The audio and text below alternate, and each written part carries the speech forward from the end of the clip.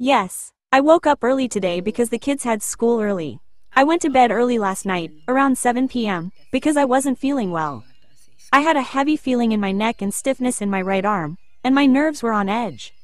I massaged myself with Johnson's oil and then went to bed early. I slept well, and when I woke up this morning, I felt okay, although I still had some numbness and tingling in my fingers. But at least my blood pressure is normal, which is good news. My doctor took me off maintenance medication for my blood pressure, so I'm very glad about that. Now, the only thing that's bothering me is the numbness and tingling in my fingers and neck. I know it's related to nerve and muscle problems. I'm feeling better today, and since I woke up early with my grandkids, I'll just read the Bible for now.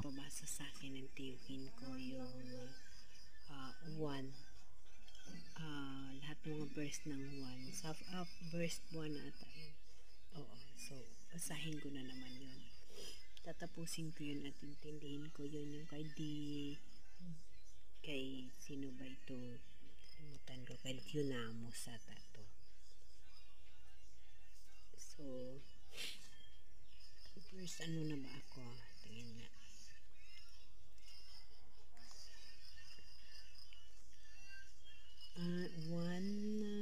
Ano na ako? Verse 3 na ako. Dito na ako sa may isang parasiyo at pinuno ng mga Hudyo. Dito na ako.